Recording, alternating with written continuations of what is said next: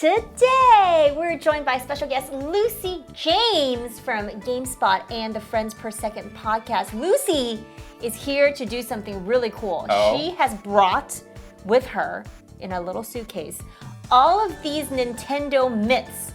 And we are going to try to either debunk them or prove them to be true. How interesting. Busting some myths. Yes, and she has not told us what the myths are, so we're going to be surprised.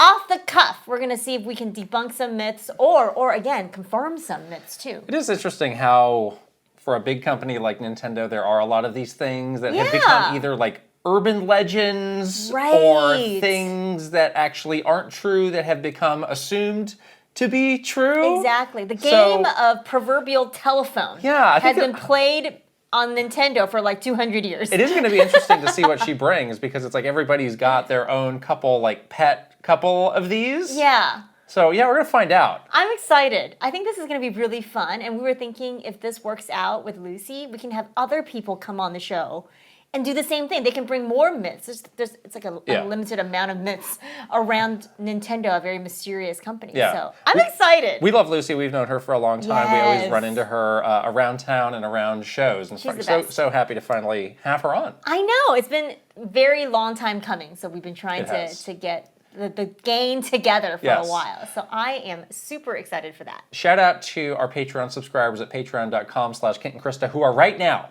enjoying the Super Mario Galaxy movie spoiler cast, which is great and is kind of capping off this big week of Galaxy-related videos that we have been doing. Oh my goodness. Yeah, There's a lot. We've done so much, and I feel like you guys kind of were able to follow us through our journey of excitement, like leading up to the movie, finally seeing the movie, sharing like sort of our initial impressions.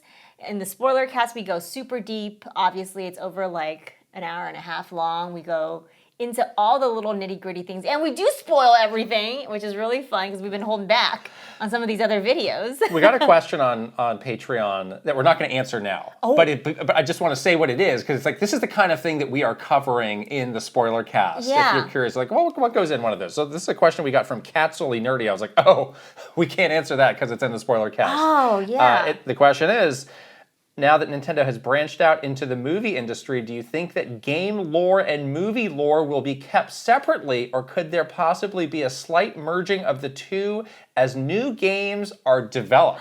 And it is this interesting thing, and I'm not going to get into specifics, but it's like there's things that happen in the movie. It's like, oh, does that have a carryover to the games now, or is this just like, no, that's something else? Lore canons. Hopefully somebody over there is thinking about this. I don't know. Hopefully. Maybe they're not. Yeah, I guess it is true. If you're curious about what goes into a spoiler cast, we obviously talk about the movie itself and like go deep on the story of the movie. But we also talk about like bigger things too, like bigger picture things. You know, the partnership between Illumination and Nintendo, Mr. Miyamoto and his sort of internal machinations of how this all comes together for him. What does it mean for the company overall? What does it mean for like, you know, Nintendo trying to be and really living the big entertainment company mantra that they've set out for themselves. So yeah, we get into like all these big topics, which is very fun for us and hopefully for you too. Yeah. It's amazing just how much is happening around this movie. I know. And like there's more news that we have about the movie. There's some news that came out about the Zelda movie. I know. It's like, wow, it's just a video game podcast, but now we've got like week to week a lot of movie I know. news. And then I guess like eventually at some point this year, we're going to be talking about the Zelda movie too, because we don't know that much about that. Don't talk to me about it right now. Why? Because my stomach is hurting from thinking about the ways that this could go wrong. You don't have confidence. I don't have confidence. You don't. You know, you're gleefully watching me go through it. I got over my hump. I know. So like you've been saying like, you know, I'm very like chill about the Zelda movie, like the Mario movie. The first Mario movie was kind of your big like this needs to work or else my life is ruined. Like this Zelda movie is kind of the same for me as like, you know, a huge Zelda fan. I need this to work. And I think the stakes are higher for the Zelda movie being live action versus the Mario movie being animated. So I'm concerned. Mario fans, like we're a chill bunch. We're a relaxed bunch. We take life as it comes with us. I don't know if I can say the same about Zelda fans. No, it's very true. I don't think I can say. It's a very different fan base. And we've already seen some very like strong reactions to the Mario movie. I know. And a lot of like debate even within our own community, yeah. which has been really interesting. Is like, well, I'm just gonna have my popcorn like I'm watching the movie. You're just eating popcorn. What kind of popcorn bucket are we getting for this Zelda movie? The Korok popcorn bucket? Oh, that's cute. What could be a good one? What could be a good one? Master sword? Heart container? Oh, heart container. There you go. Fairy bucket? Fairy jar. Fairy jar or rupees. There's so many. A giant Guess rupee. What? They're going to make all of these. They're going to make like all the colors. We have a friend. It's not here. We have the great Yoshi popcorn bucket. I'm looking at him right now. He's over there. I guess that's something going into it. I was like, this is going to suck. This is probably going to suck. It has every reason to suck, but then when we got it, I was like, this is actually super awesome nice. And worth. Somehow this is worth the $50 we spent on this. It's amazing because it was like they could have phoned this in. They truly could have. Yeah. They could have done like the most like hand wavy job on this popcorn bucket. People would have paid. People would have bought it. I would have been a sucker and would have bought it. Like no questions asked. But they did a good job, and people have been finding lots of fun uses. It's great. Made it into a little coffee holder, candy. Right now, it's just off camera. It's holding our Yarn Yoshi, it's little holding baby. the Yarn Yoshi baby. Our little baby amiibos. Apparently, I'm a grandmother now. Our Yoshi had children already. Congratulations. Congratulations to me. But we have a friend who bought, I didn't realize this, so there's the Luma popcorn bucket, and that comes in a number of varieties of faces and colors, and he bought all of them. Even the limited edition one. I guess there's two that are really difficult to find. The pink one, he said. Oh. And the orange one, and he got both of those. Those are, you know what, those are pretty cool. They light up. Is it like glow in the dark, or is there like a little light? No, it's like a little light inside. Oh, okay. I think that's kind of neat. I mean, again, they did a really good job with these popcorn buckets. We do have our little hatching Yoshi. Could have done all the Yoshi color. There's no color Yoshis in the movie, though. In the last movie, there was. In the last movie, there was a scene where they run by. Yeah. I would love a pink. I did see someone repaint theirs to pink. Oh, don't do that. I'm not going to get other ones if you want to do that. On your own dime, too. I'm not going to do it. I'm not going to do it. I like the green Yoshi. I do like the green Yoshi. You got to love it. He's real cute. Yes. Yeah. It is almost time for us to welcome Lucy here. But you know what? We got to shout out our sponsor. This episode is sponsored by Raycon. And you know what else is just right around the corner? It's Mother's Day. It's always sneaking up on us. Oh my gosh. Mother's That's Days. coming up. That's like about a month from now. Can you believe that? And you want to get your mom something great. You want to get your mom something she's actually going to use. Right. So why don't you give her the Raycon Everyday Earbuds Classics? I gave this to my mom, and you know what's good for moms with Raycon? Oh? Easy to use. Sure is. I don't want to get that phone call. Like, Krista, I don't know how to pair this to my phone. Oh, no. I don't want to get that phone call. That is not the phone call I got because it is very easy to use. It just connects to your stuff, ergonomic, comfortable. My mom now takes walks to the grocery store every single day, and she's been using it to like listen to music or listen to her audiobooks on her walk and have nothing but good reviews from mom. Your parents can also hit an age where it's just like, this is the thing I got and I'm sticking with it. So like this is something my dad used to do. He used to have the big over the ear like AM FM radio thing, and I was like, you probably got this in like the year I was born. Yeah. And he's like, well, I'm riding this thing out. It's like, no, your parents need a little bit of a nudge into the modern era. Exactly. She got a new phone, so I was like, well, this is the perfect time for you to get a new nice set of earbuds as well for you like to easily pair with your new phone. We use these, we love them. They've got the noise cancellation, the battery lasts forever. You can connect them to all sorts of different devices really easily, and come at a great price too. Yeah, they're really good price. And I got my mom the nice blush color because it's very like pretty. Yeah. You know? Yeah. It's very nice. Celebrate the moms in your life. Go to buyraycon.com/KitandKrysta to get 15% off the Everyday Earbuds Classic. Thanks, Raycon, for sponsoring. We'll put the link right over here with a QR code for you to scan and also in the description below. All right, time for Lucy. Well, we're so excited to be joined by special guest Lucy James. Welcome. Lucy, how are you? So glad to have you here. Yeah, how are you two? Thank you for having me. Yeah, we've been wanting to get you onto the podcast for a really long time, but you're a busy lady. You're always going places. You were just telling us you're going to Europe, and so we had to pin you down. I know. Well, that's the thing. It's like, even though we're local, basically, I feel like I only ever see you guys at like SGF or a Comic-Con or something, like You're ships the in the number one night. person we run into at events. Yes. And every single time we run into you at an event, we're like, we need to get Lucy We onto should the do that. podcast. She's local. I don't know why we haven't done it yet. So I'm so glad that you're finally here and you get to hang out with us for a bit. And Me too. yeah, today we're going to be just doing something kind of fun. We're going to be, well, we're going to talk to you and just have a nice chat, obviously. But then we're also going to be debunking some Nintendo myths. We know that, especially in games media, there's lots of Nintendo myths that are like floating around all the time. So we're here to either confirm or deny. So that should be interesting. Yeah. Okay, yes, I brought a list. I thought about some of my how I feel about Nintendo after, like covering them for so long. Yeah. And also I did go to Reddit and Game Facts and stuff. So Great I source. got some Great I got source. some This is where you're like, this is a real journalist. She did Yes, her research. that's right, that's she right. went to the sources, Yeah. Well, I guess for starters, since you brought it up, like what is it like covering Nintendo these days? So that's the thing, is that I'm not really on the Nintendo beat. I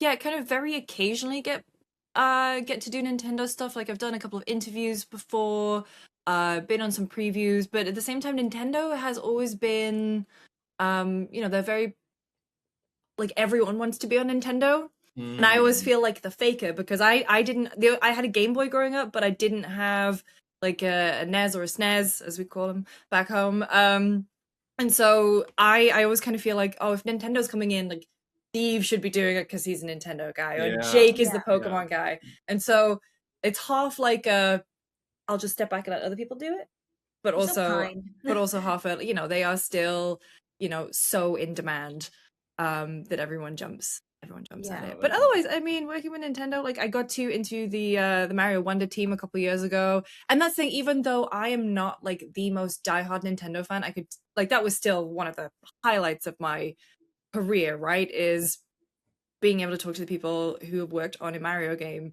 And yeah, like, it's wild. And now we've got the Nintendo store too. I did go to the opening of that. That was fun. That was a fun Nintendo thing that I did do, and I managed to escape with my wallet relatively unscathed. Well, you bring up an interesting point of growing up in the UK, because we sometimes, the first region that will release sales numbers is the UK, and people will try to extrapolate, oh, what does it mean? Yeah. So, like, growing up, like, what should people know about, like, gaming in the UK? Because it seems to be a little bit different than here. The thing is that I'm very lucky to have a lot of friends who have worked at places like 1UP and all of the classic gaming magazines. And I can say that, like, for me, is that I only really grew up with, like, the official PlayStation, or my dad was super into PC gaming, and we never got PC Game or anything. He would just go straight to the source and get the Prima guide. Wow. So in the UK, we still had very much the culture of, like, the official gaming magazines and a lot of not fan magazines, but like more the less official ones, I suppose. And that was still a very big culture part. And then for me as well, that I wouldn't say I got into gaming as like part of my culture and identity until I was a teenager. And so from there, that was basically just absorbing a lot of the American media at the time. Interesting. And then when I got into games media, there were so many enthusiast sites. And there was back then, like, the enthusiast sites, because it wasn't really the content creator level. It's like you would see so many of those sites would get to go to all the same preview events as your GameSpot and IGN and your Future Publishing and your Imagine Publishing. And so it was nice. It felt like such a community. And then, everything changed. But no, I mean, for me, that's the thing. So for me, my love of gaming was not, like, dictated it seems like a horrible word, but it was very much influenced by what my dad had, what PC games he had, what games my sister had that she would leave to me when she aged out of it, or decided. But my sister's, like, very into horse riding and stuff, so like, couldn't be further apart in terms of hobbies and interests. But and then Nintendo was very much the thing that my friends had, but I didn't, because I was PC gamer. And then when it came to, I hit my, like, 11 and it was time for me to get my first console, I was like, well, the PS2 has a DVD player. And that's where I hedged my bets. Interesting. But my friends all had like the N64 and the GameCube, and I remember playing Resident Evil at my friend Chris's house, or we would play Mario Kart at my friend Joe's house, and so it would be just whoever had it. Because we always viewed that as kind of a PlayStation first market, and that's sometimes even what the people at Nintendo UK would say when they're like sharing results. It's like, well, what you need to know is, the PlayStation really dominates here, so keep that in mind. Right. Well, I wonder, so like thinking back to at least like PS2 marketing and the marketing that we had in the UK at the time. So the UK is typically edgier. Yeah. And I feel like Sony really lent into that with PS2 marketing. And at the time there was like, we would have a bunch of adverts. Like I saw some stuff that like on Twitter or something the other day, and it was like, remember this band advert? And I was like, no, I don't. Jesus, how did that? And so, but that's licking stuff. Yeah. They licked it. We would, and so like in the UK, I feel like, maybe we were just a little edgier at the time. I'm not sure. Yeah. I mean, I was 11. I was not an edgelord at all. I was like, I want to watch my Frasier DVDs on this machine. Okay, thank you. I just wanted to watch the TV.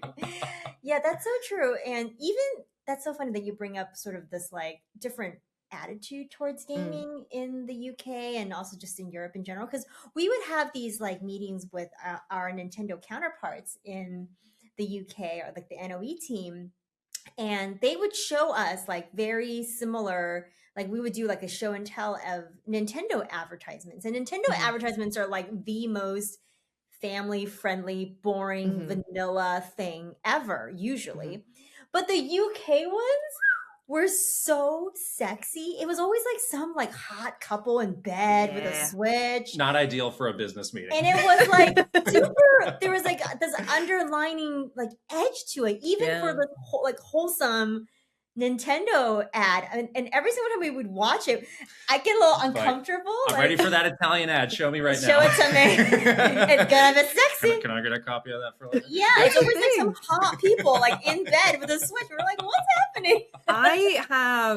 I'm not going to go into, I mean, I could go into one TV show, but it's like, if I explain some of the shows that we have in the UK and certainly had in the early aughts, like, I mean, I was with some friends, and we were talking about the differences between the UK and the US, and one of my friends in America was like, oh yeah, you guys have that naked show, right?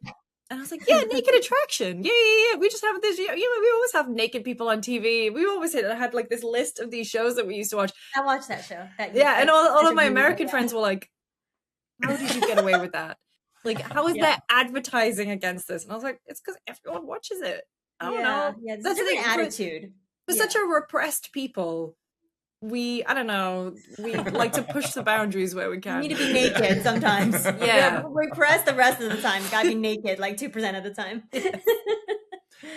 We got asked a question a few weeks ago about like, how do we consume gaming news and information these days? It really kind of made us think, and it made us realize like, gosh, it's a weird hodgepodge of ways. So I'm so curious, like at GameSpot, like what are people coming there for mostly these days? Is it kind of the same stuff that it's always been, or is there like some interesting changes lately?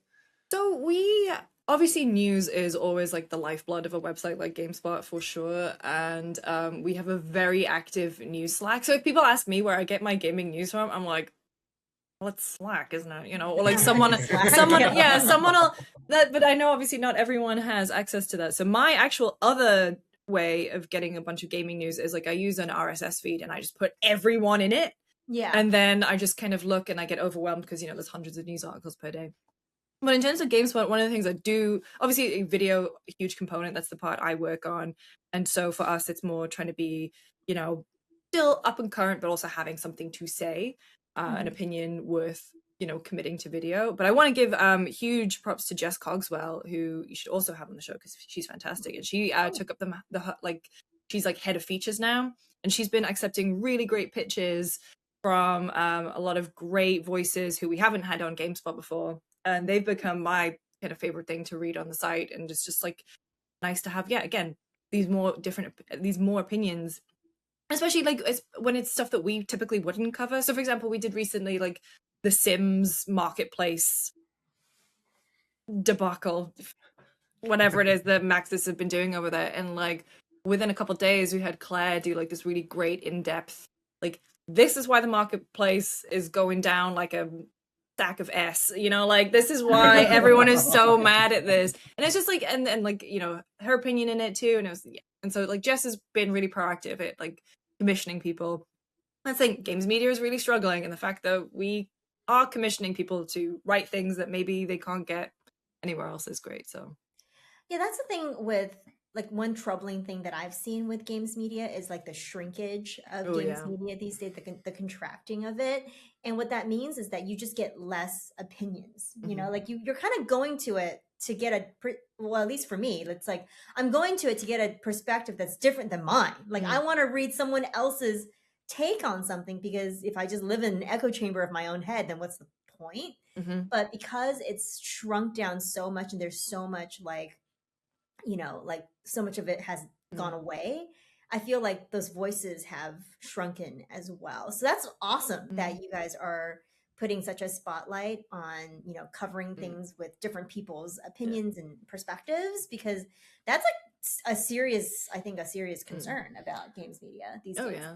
I mean, that's the thing. There's also the rise of more independent outlets. So huge shout out to, you know, like This Week in Video Games, as Aftermath, Restart, like all these places are kind of popping up, and you know, like there are new places to commission, like Maddie Myers, like from Polygon, like get a new one, like about stuff to do with women in gaming, and so it's just nice to see like these little pockets of stuff. And yeah, I just hope that the money goes around to everyone, you know. Yeah, exactly. We need to like start to build up that expansion again. Yeah, I remember when I was like in my early days working in games PR, and if you were working on like a really bad kind of like no name sort of game, it was like, well, we send this to GameSpot, they'll eventually review it, and it's like, you can't really count on that anymore, because there's just not enough people and not enough time to do all of this work. So it's like, yeah, there's just like a limited number of topics and games that can get the spotlight. I think that's the thing, is that I'm all for the democratization of games development tools, but the amount of stuff that gets put on the eShop, that gets put on Steam, it's impossible for anyone to keep up. Even so, that's the thing. There's a misconception.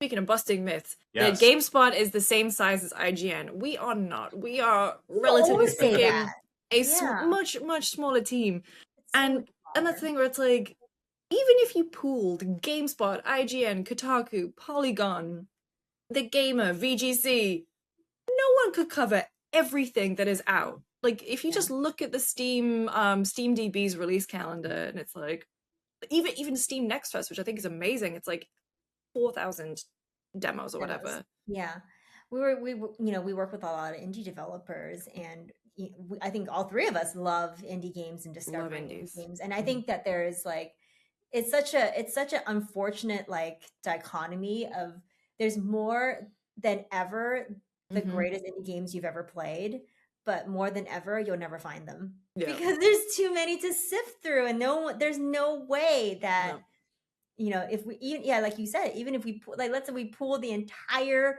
games industry together to do it, I don't think we could do it. It would be so hard. So I always feel kind of bad. It's like, I'm totally missing out on like 99% of discovering something great. Like, we're probably only seeing like 1% of that one game that breaks out that year or whatever. Not even mentioning the AAA games that get the marketing budgets and the time and the attention. It's like, wow, this contraction is just making it so difficult. And but more so than ever, there's more great content that we just can't experience. So it's kind of unfortunate how that's shaken out. Yeah. I will say there's a kind of, you know, with the reduction in spending and everything, there has been all of these like middle tier publishers, like the boutique publishers coming up. And so I do hope that means that, you know, there will be more eyes and signing more projects and stuff. But of course, you know, hopefully the publishing terms are good and they're not going to take advantage of anyone. But it is nice, and hopefully that just, again, means that there's more money to go around and more. Exactly. Yeah. But yeah, everyone's just playing Roblox now. It's fine. I know. Make it in Roblox. Make it in Minecraft. Make the next indie game in Roblox.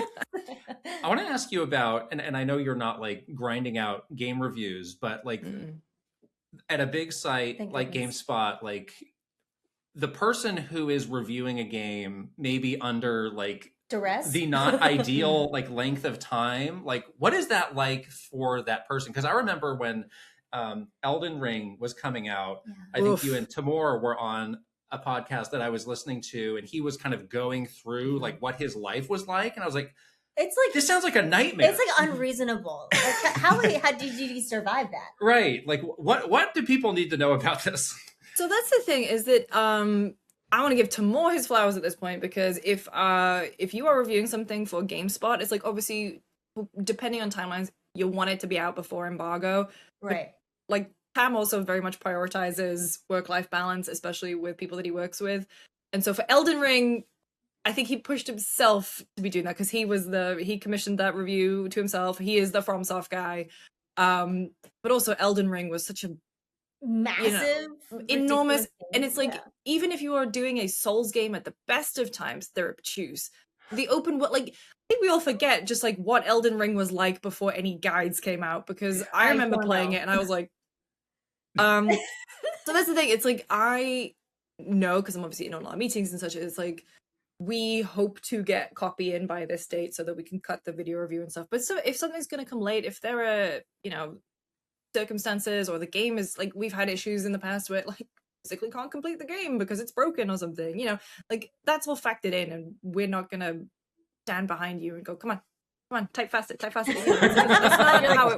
how it works. It'll and like, to I do Frends Per Second with Skill Up and Jake, and Ralph is he's like, you'll get the review when I'm done with it. I'm not going to rush to put 80 hours into Crimson Desert and get the review out here, because it's like, at the end of the day, it's like, my product is the review, and it's not going to be the best review if I have to crunch on it. And I think that's the thing, where it's like, if you crunch and you push people, you're never going to get the best work. And so exactly. But I don't review, like, strictly speaking, for GameSpot. The last game I reviewed was Persona 5 Vanilla.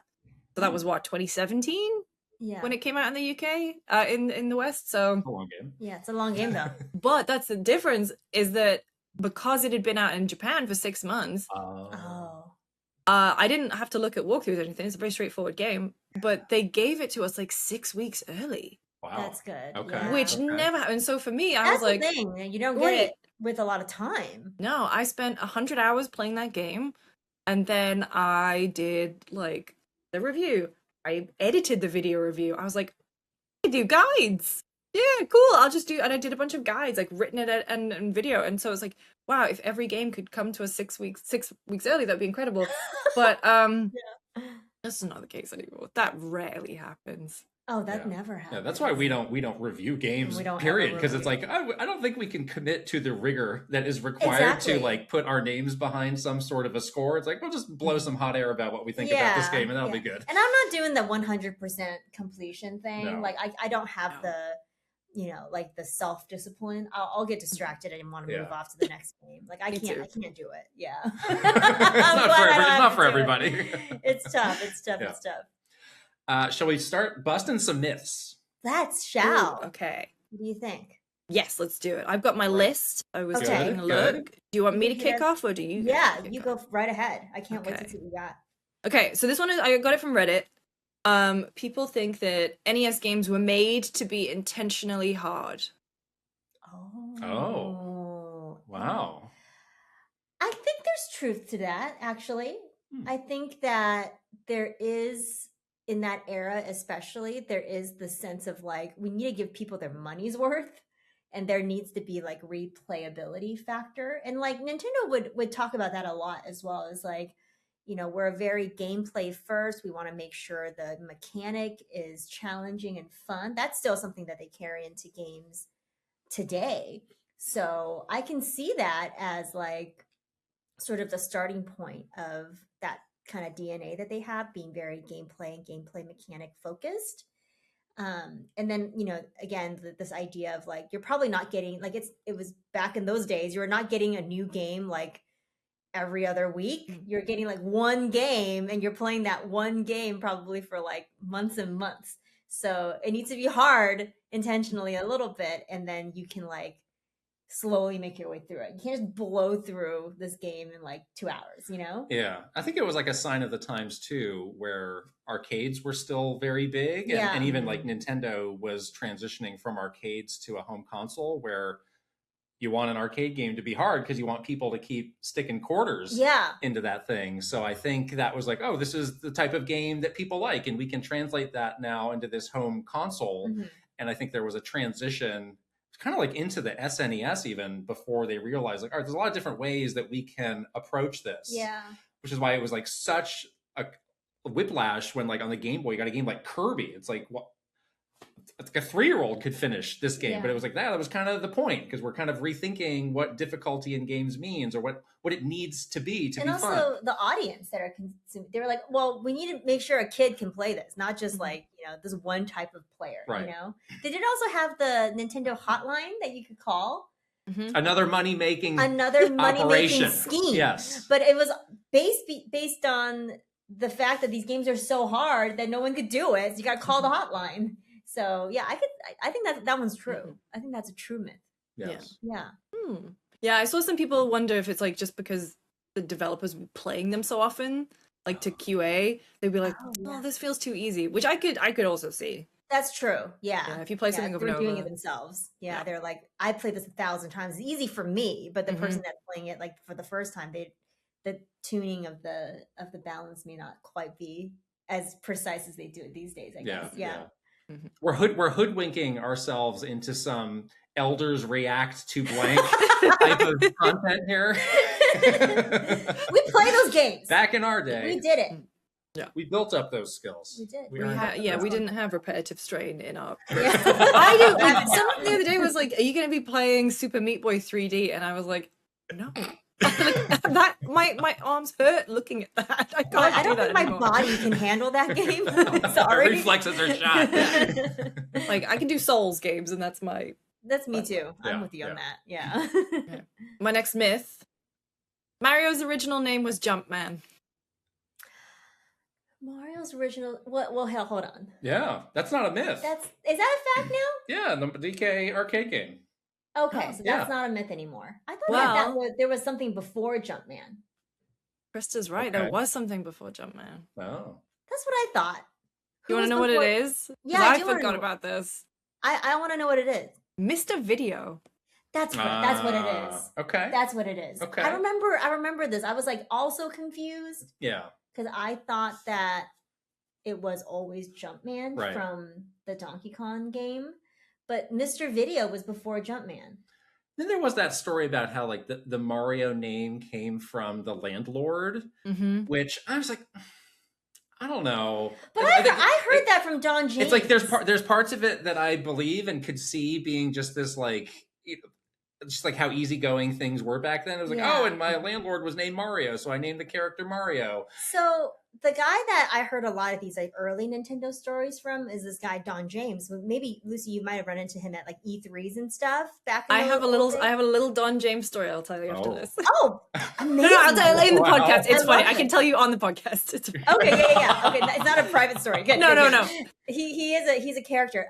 But he was there when they were like just the distribution facility in New York, and he would tell me crazy stuff about things like that. Like, yes, the supply guy was named Mario, and he was like, that's how like the very small group of people, himself included at NOA at the time in New York, were like making a lot of these like off the wall, like just like off the cuff decisions.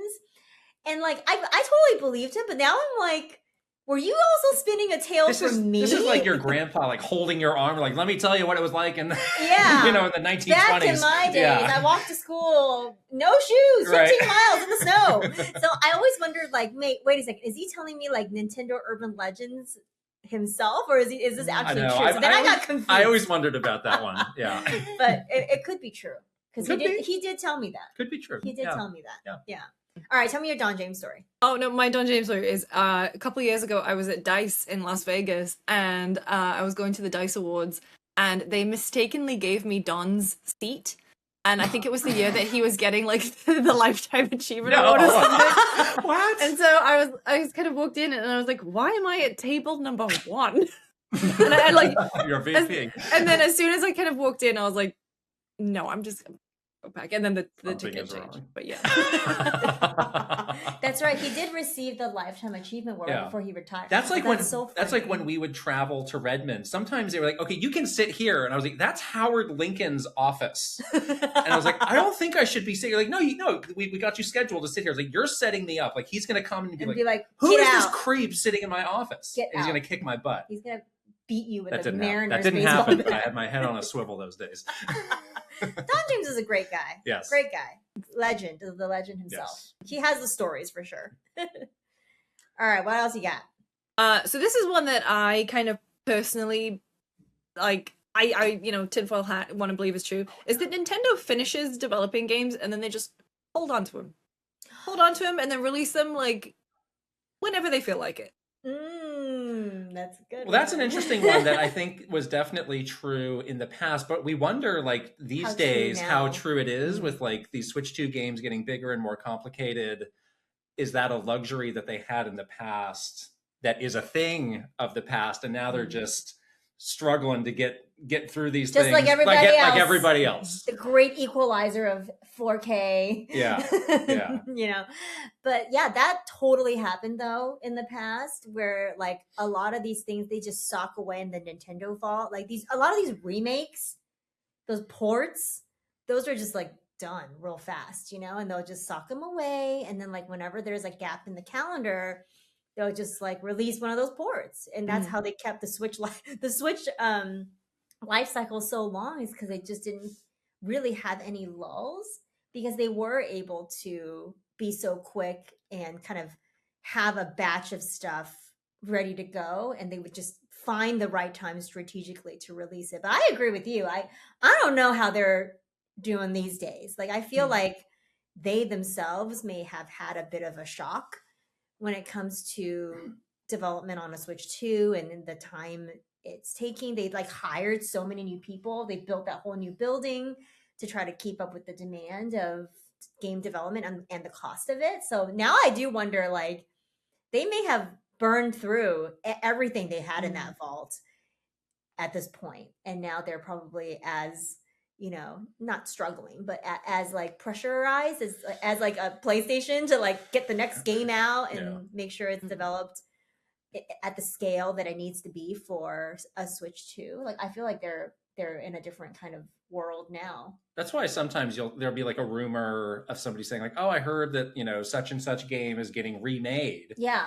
And then it doesn't happen. And then that person's like, "Oh, this person was a liar. This person's a fraud." And it's like, well, I don't know, that game might exist, but again, they might just be socking it away for a rainy day. Exactly. And at any other company, it would be like, "Oh my God, it's done. Release it as soon as you can." And like sometimes the thinking is different of like, well, now's not exactly the perfect time. And let's think about how to slot it into some year-long or generation-long calendar. Look forward to like, that rumored, Twilight Princess, Wind Waker HD, whatever. Fire Emblem Genealogy of the Holy War is one that gets brought up all the Planet time. Robobot is another one. There's a things. couple that are just always swirling as like games that people have convinced themselves need to come out, but they may be holding on to it still. They may be holding on to it. Yeah. I don't see why not. So half true, maybe not as true these days. Yeah. Okay. My next one, I think the ultimate maybe Nintendo myth is the infamous Miyamoto quote. Was it Miyamoto? A delayed game is eventually good, a rush game is bad forever. Did he actually say that? Oh. It's attributed to him all the time. Do you have written down what year that came out? Or what era, when, generally? I can do a quick Google. Miyamoto. That's a good one. Because there are some things that are famous Nintendo quotes that were said by the person, but were authored by somebody else. So there's the Iwata quote about, on my business card, I'm a president, and yada, yada, in my heart, I'm a gamer. Yeah. He said that. Somebody else wrote, I think Don Varyu from wrote it. Golan wrote that script. And he was like, yeah, that's a great line. Let's do that. Yeah. And it gets attributed. It's like, oh my gosh, what a stroke of genius. Every Reggie quote. My body is Reggie. Right. My body is Reggie. My body is ready. Yeah. The kicking Right. names. Yes. That one was also authored by somebody else. Yeah. So the first, so I'm on acriticalhit.com, who have a post about it. They tried finding the source of the quote, but the earliest they could find it attributed to Miyamoto was in a 2003 Usenet post complaining about Rebellion's first-person shooter Judge Dredd, Dredd versus Death. That's pretty old. It's old. It's But then in 1998 on Usenet, they weren't sure if it came from Nintendo or Rare. Oh. So maybe it was like something secondhand that somebody at Rare had heard, because their games were always getting delayed, and they were like, we're talking ourselves into this. Delay it as much as you need to. Yeah. And then we've got one which is a variation of the quote in a GDC transcript from 1996. Oh my god. So we're going back. That's Wow. back. Wow. Way back in time. Yeah, and I don't think they... No one has a confirmation on this. Oh, wait, they said Siobhan Beeman. Is the person who did the quote in the GDC, and so could be. But it's massively attributed to Miyamoto. I've never heard him say it again. Is the thing. Yeah. And I've never heard him express it in any other sort of way from himself, unless it's just like someone is quoting that quote and attributing it to him. From, as you're saying, it's like it's always attributed to him, but we don't know when he actually said it. And I just don't remember him saying, like, even in sort of a sentiment kind of way, or like just a meaning kind of way, saying something like that. In terms of kind of wacky Miyamoto quotes that you may or may not believe, a few years ago, there was somebody who was on the Mario 64 development team who said that he would have meetings until 11 o'clock and then walk in the door and say, "It's Mario time, let's get to work." Yeah. Do you buy that one? That's what's working until 4 a.m. now. It's Mario time. It's Mario time. Mario time. That's me walking into the party. It's like, it's Mario time, guys. This is you walking into Timur's house when he's doing the Elden Ring review. It's Mario 2 time. a.m. You're like, Timur, it's Mario time. And I'm sure he was like, get out.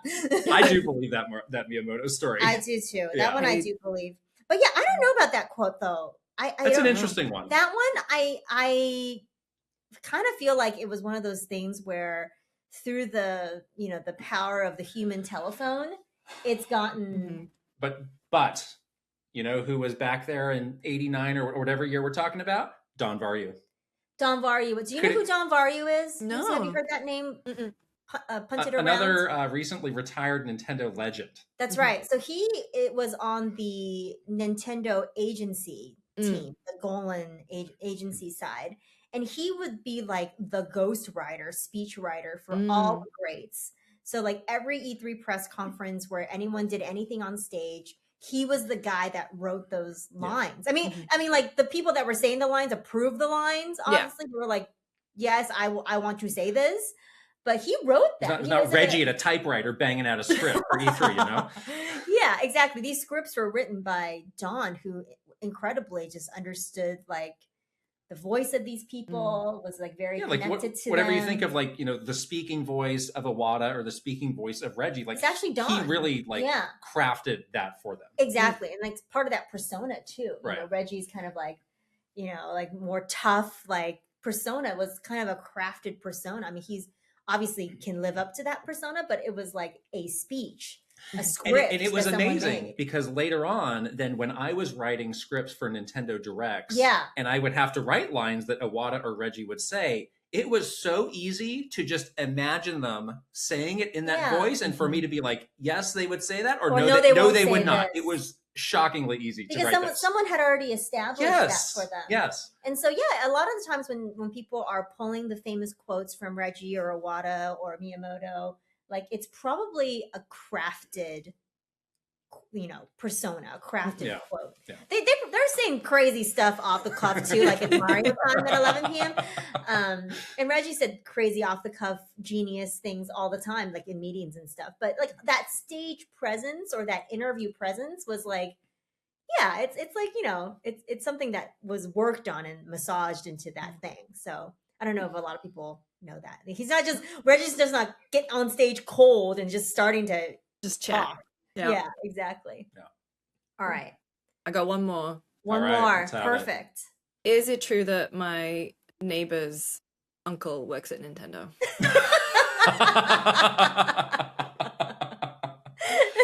Well, someone's uncle There's does. a lot of uncles who probably work at Nintendo. A lot of uncles are there. Yeah. I don't know if those uncles are saying things to their children, but just or their nieces and nephews. Well, imagine like back in the day, though, like the complete information lockdown that is Nintendo now. Yeah. It's not what it was like. It's true.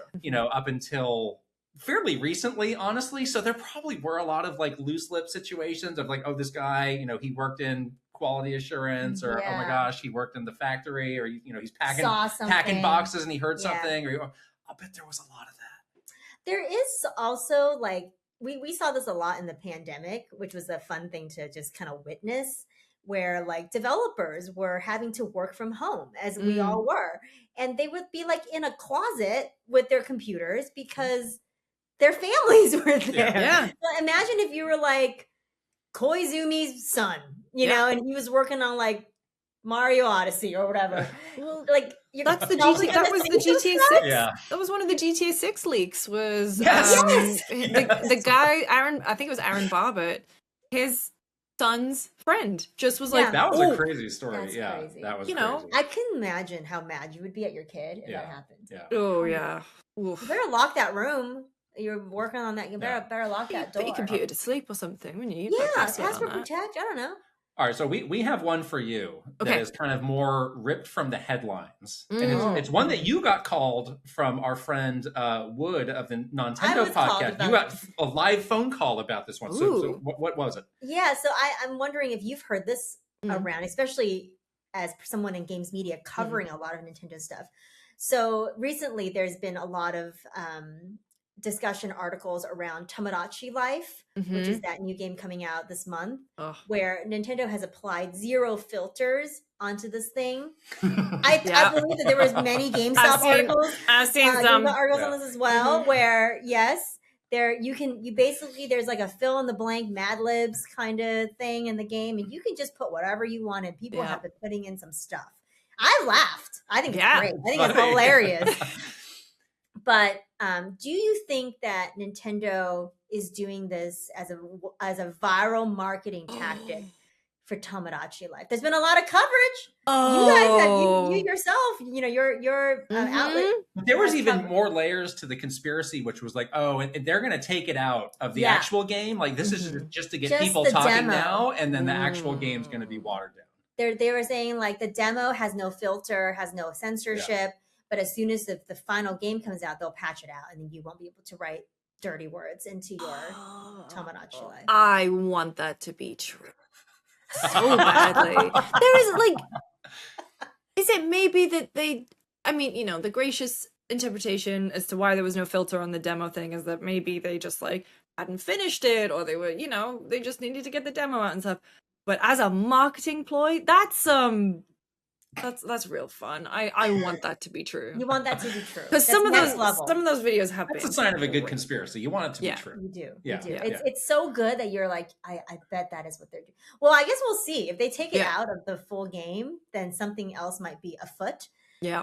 We were both on the side of like, no, like they're not that smart to have a viral marketing campaign that clever. There's a lot of like the big brain like theories that you hear. It's like, that's actually super complicated to pull off. It's true. And it's like, they're just normal people like all of us. They're just trying to get through the day. So like, I'm not sure they're that many steps ahead of all of us. Exactly. But in this case, like, I think it's like a bunch of straight-laced developers went into a room and said, here's the policy. It's not going to be that bad. But also it's maybe they just like, they're trying to see the good in the world, and they just don't assume that the internet will go to. And then you would have to break the truth to them about the disgusking Miiverse posts that were going up, or the Mario Maker levels. Yeah, the exact same thing happened. And they're shocked multiple times where I would like the Miiverse launched, and then they were like, Americans are really into drawing a particular body What do you part. mean they drew that? I'm like, they really like to draw that. The Splatoon. The Splatoon, whatever it is, Inkopolis, that was just a million of those. And then there was even like the Smash stages. There's a million examples Can of we this. please There's a stop? million Like, examples. It's Yes. funny. Okay, I laugh too. Okay, I'm not saying that it's not funny. I think it's funny. But at too. a certain point, you can't be surprised every time when it the happens. thing. That's the thing. It's like they're very innocent, and you're right. Yeah. They're Lucy. You're so right. They're like, I want to see the innocence in people, and they're like, we'll take out the social sharing. This is a single player Right. game. You'll be fine. You can just do whatever you want in the privacy of your own Tamagotchi island. But I think people with phones and Elgato capture devices have said otherwise. Yeah. Even that screenshot button, just but no, I think it is probably they just assumed the best of people, that the people would have good intentions for Tomodachi Life, but no. I don't. Well, that goes into one of our other myths, which is Nintendo doesn't understand the internet. But that's a whole other topic for another time. That's another topic. That's a big topic. For another time. That's a big topic. Wow, that was fun. You Yeah. came with good myths. Some of Thank those you. are like stumped me, even. Yeah. Yeah, you went deep with some of these. I like deep, it. deep into the past. This I was like this was my gosh. Sunday. I was cleaning my wasn't there. apartment and I was like, I gotta get the stuff ready for Kit and Krysta. I love it. And like it about really reminded me of some like old time stories Yeah, too. yeah. So that was really cool. I loved it. Shout out to Don Varyu. And Yes, Don James. yes. The two The Don- Dons. the Me, Dons. Don Who James. also looks surprisingly And you, alike. Lucy. Yeah. The two Dons. The two Dons look surprisingly alike. Maybe that's another conspiracy. They're the same person. same I don't know. person. I don't know. Oh. You're doing so many things, so many places. Where should people find you? You can, type in Lucy James Games on your social platform of choice. You'll find me. It's great to have a surname that rhymes with the field of work that I do. But yeah, I do GameSpot, and so I've got Kurt and Lucy got you covered. We've got Spot On which is a current fair show with Tam and I, and then I've got the Frends Per Second podcast, which is every other week. You can find on the Skill Up channel with Skill Up and Jake Baldino from Game Ranks. So I am prolific. No You're escaping me. everywhere, and we'd love to see it. Yeah. All right, we're going to put all your stuff in the description for people to find if they. I can't imagine anyone here listening does not know the great Lucy James. So, anyhow, I yes. appreciate But it. thank you so much for being here. We had a Thank great you. time. Yes, this is great. And let's actually hang out in the Bay Area. Let's do it. Yes, definitely. And we're back. I was looking right Why at did you have that look on your face? So I was trying to look at you. Why don't you say it? To anticipate, and we're back. What if you preemptively hit me with and we're back? I wasn't smart enough to think about that. You had a chance to one-up me I know, in my and own I game. didn't do it. Darn it! Wasn't clever enough. No. Lucy Wonderful. was great. She brought some myths that I truly did not even consider. I thought she was going to bring more like current. I thought so things. too, actually. And in my mind, that's what I thought most people would bring. Yeah. But she went like back into the archives and brought up some myths and also some memories of people even at Nintendo telling us those stories Right. in a way in which I could not believe them. So I'm like, are you telling me this story for realsies, or is this like an urban legend within the company? Right. You know, so interesting. Well, some of these are getting to a point where it's like, how do you actually like that Miyamoto quote one? That was Like, how do- interesting. I guess we How do could. you I guess we verify? could probably talk to some people, but it would take a bit of like legwork, I a bit of wanna do that. a bit of detective I really work. want to do that. I'll let you do that. as an episode. Wouldn't that be fun to Oh, try? I need to be involved. Okay. Yeah, you have to do some legwork, sir. Well, let me know when you've solved that crime. Yeah, I'll share the board with the crazy string with Yes. you. No, I wanted to do that where we like trace the origins of these famous Nintendo quotes. Yeah. Some of them I think we can Quotes, yes. can trace it, but some of them it's like a little bit harder, like that Miyamoto one. Yeah. So interesting. Well, thank you, Lucy. We love Lucy, and it Yes. was so great that she was here. Excellent stuff. We got a big old news section. We've also got reactions from our Patreon community to the Mario Galaxy movie, and we'll get to those in just a minute. But first, we got another great sponsor to shout out. This episode is sponsored by Factor. You know, I think a lot of people want, in their heart of hearts, to eat healthier. Yes. But it's just like, oh, So like, hard. there's so many steps involved. It's like I got to get those ingredients. Mm-hmm. Like oftentimes, like that it takes more work to prep and make something that is Yes. healthier. So that's why it's so perfect that Factor is like, boom, here it is, Yeah. ready to go. It offers you the convenience of like that like fast food option, but it's actually good for you. Yes. I hate that feeling too when you're like, I'm so hungry and have not planned ahead. So now I'm starving and I have like 15 minutes to Right. satisfy my hunger, or else Yeah. I'm gonna literally go like buck wild and become like a gremlin. And you like look in the fridge and there's like nothing you want to eat, and you're just like, I'm like one step from eating like a cookie. Yeah. And then you have a factor meal in there, and you're like, oh yes, 2 minutes, Yes, I can these have a are- healthy option. These are fully prepared meals, never Yeah. frozen. Just pop them in the microwave for a couple minutes, and you are good to go. It's so good. And they have menus that are around all sorts of like fitness or nutrition plans. Mm-hmm. If you want more protein, overall nutrition.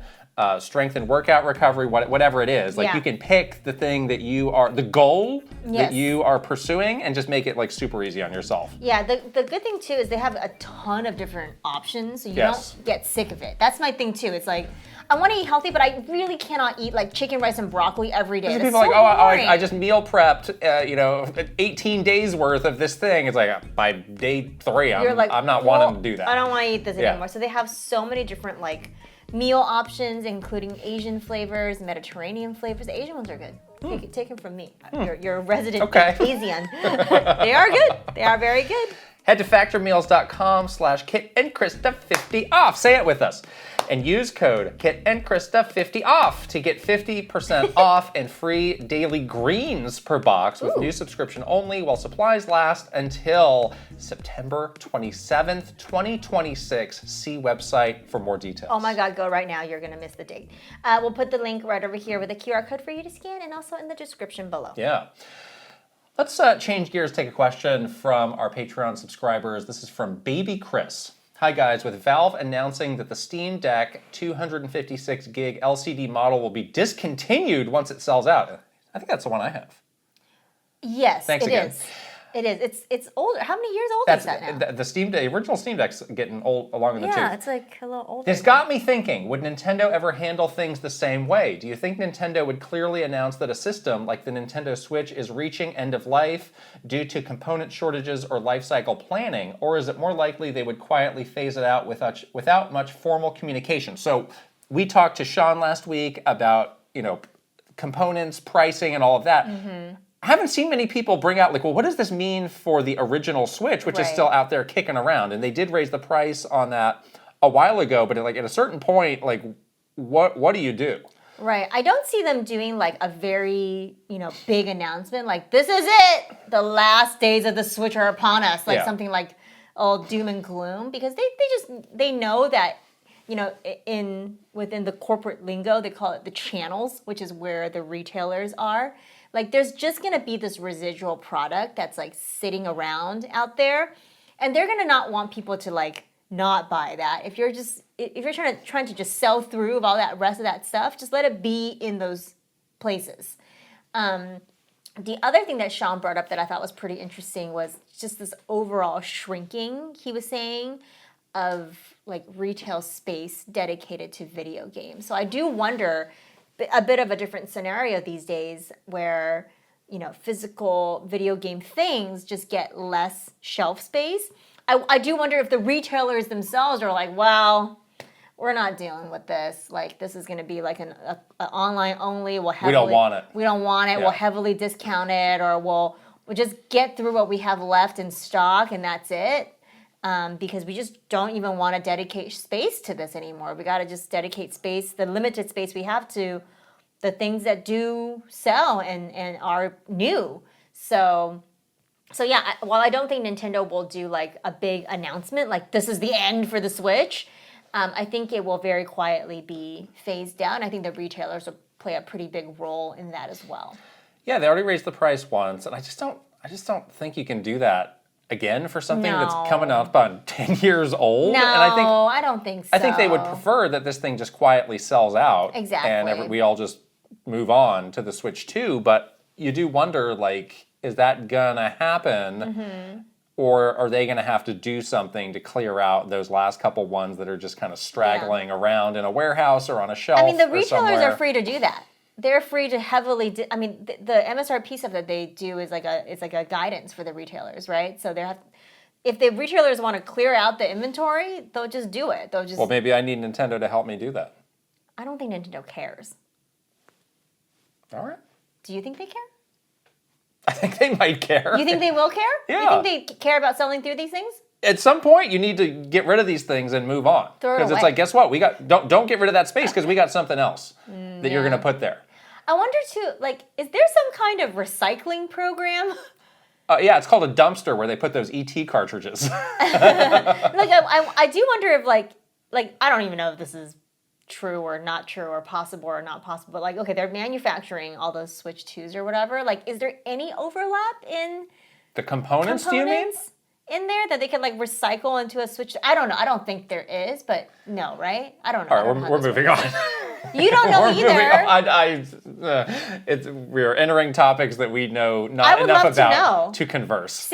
Melt it down and just put it in a new Switch 2. It's like when you have like jewelry. You know, it's like, I don't like this wedding ring. I'm getting divorced. I don't like this wedding ring. I'm going to melt it into like earrings. Can you not do that with a Switch 1? Melt it down, yes. Great. I like it. We have a lot of, at the top, updates on the Mario Galaxy movie and things Nintendo and Illumination said about it. So why don't we warm up for that by getting some reactions from our Patreon community about the movie who have been going to see it. Some multiple viewings. Yes, and have been sounding off. And again, like it's been interesting to see like a wide range of opinions on this movie within our very like Nintendo heavy community. Like this is like more so than the first movie. I think our community is certainly, and you and I are certainly the people that the movie is truly made for. So it is interesting that for a movie that is completely targeted to this exact audience, even within this audience, there is some differing opinions. Yeah. So, yeah. Dallas Gow said, I enjoyed it and I'm kind of angry about it. I found the first movie disappointing, and based on reviews, I was expecting a similar experience again. Instead, it was a lot of fun, and I didn't even care that the story was lacking or that it was paced as if the whole movie was one frantic timed level. Instead, every classic sound effect, every note from Koji Kondo's timeless music, and every blatant or obscure reference to the games of my youth resonated with a pleasant nostalgia that put a smile on my face from start to finish. I suspect that it wasn't a very good movie, but I had so much fun that I didn't even notice. I would take more of the same, please. Very well said, and kind of like indicative of what the kind of movie that this is. Yes. You know? Yeah. Gartooth said, as mindless fun and nostalgia-baiting years of Nintendo history, I had an okay time. For being promoted as an adaptation of my favorite video game ever, I was disappointed. Calling it a Galaxy movie felt more like a marketing ploy than an actual source of creative passion. Imagine watching an adaptation of Twilight Princess and seeing Midna's own presence sidelined while Pit from Kid Icarus acts as the film's big surprise. Oh my gosh, and there's extensive action scenes based on Tears of the Kingdom and Wind Waker. I would have rather they just called this the Super Mario Bros. 2 movie instead. You get more worried about this Zelda movie? A little bit. Also, the first movie was just better. It wasn't a deep story, but you bought into the journey Mario was on to find Luigi, and the dynamics of the characters felt genuine. Here, the only characters I felt were given any screen time to build something meaningful were Bowser and Bowser Jr. Yet Bowser's own character arc seemed more in the service of comedy than the movie being interested in exploring his internal conflict. Also very well said. Yes. Lastly, YU says, I'm very conflicted about this movie. I liked it a lot, but not for pretty much any of the reasons I normally enjoy movies. I liked it because it was a never-ending reference-packed feast for the eyes and ears. But as far as plot and characters and writing and all that, I either thought it was mediocre or straight up bad. The first one was like that to an extent, but it still had the tiniest bit of an emotional undertone to it. It's so tiny that I honestly forgot about it until rewatching it after going to see Galaxy, but it is there. So while at first I didn't understand how someone could dislike Galaxy if they liked the first one, I can see now why potentially they may not. Even still, as a Nintendo fan, these movies are such love letters to Mario and Nintendo at large, even if they're kind of a mess structure-wise, and I can't help but really love them regardless. They're sloppy joes, messy, definitely not gourmet, but made with a lot of love, and that goes a long way. I love that analogy for it to be a sloppy joe. All these comments are phenomenal. You guys should be movie critics. Yeah. You're certainly a lot better than some of the ones that are out there now. You're better than the other ones, Everybody move to the UK and become a movie critic. Tales of Link has a question about the world of Nintendo movies. With the success of the Super Mario Bros. Movie and the Mario Galaxy movie, do you think we're in for a Luigi's Mansion movie or TV show down the road? I would love to see that happen, and if it does, I have a hunch Josh Gad will get cast as Professor Egad. Not because of the last name, I swear, no joke intended, but because I feel his portrayal of Professor Egad would capture his character in a family-friendly way. Oh my gosh, do you think? How adorable. I don't know much about Josh Gad. So we were talking a little bit about Frozen recently, because we're thinking that maybe Rosalina and Elsa look kind of similar. Yes. So Josh Gad plays like the comedic relief character in Frozen, Olaf. Oh, the snowman? The snowman. Okay. Yeah. So Yeah, very wholesome character. Has a very, like, sweet, endearing quality. I could see it. Is he a tiny old man? It's a tiny little snowman. Okay. He needs to do the yabba yabba. Yes, we needed the yabba yabba addition from Josh Gad, but I like it. This was a hot question for Charlie Day when he was on the circuit, and he's certainly up for it. Yeah. It seems like a no-brainer to me. I think so too. I feel like this, in terms of spin-offs, there was a lot of reference characters and characters that showed up in the Galaxy movie. That people were like, well, you can do a spin-off for this, you can do a spin-off for that. But this one just seems like the one that has the most potential to be also a hit. Like, Luigi next to Mario is a character that is still very recognizable. So, yeah, I can see it. I think if they're thinking at all about spin-offs for the next, movie within this franchise, Luigi's Mansion seems like a very, high frontrunner. Yeah, and there are EGAD references in the Galaxy There movie. are. You just wonder at what point, like, are they hitting the spin-off button versus, like, we're just making sequels of the main Mario movie? It's kind of, it seems like that is the question versus when are they going to do it at all? Yeah, it's like when versus if. Right. I kind of have a feeling that they want to do a trilogy of Mario movies before they do spin-offs. Okay. That just feels satisfying, like the Mario movie trilogy. Yeah. It just feels good. It's like the Hunger Games trilogy or like whatever. They always do these things feel good in threes. Yeah. And then I can see them doing some spin-offs. Like they could even establish characters more. Maybe they'll have a little in the next Mario movie, like a bit more of like an EGAD, cameo or a Luigi's Mansion type of little interstitial or something that gives you a taste. And then they can do spin-offs, So, it's not something they need to think about now, but they do eventually need to think of, like, how do we not oversaturate this good thing that we have? Yeah. Because I saw this interesting fact in all of the records that the movie broke.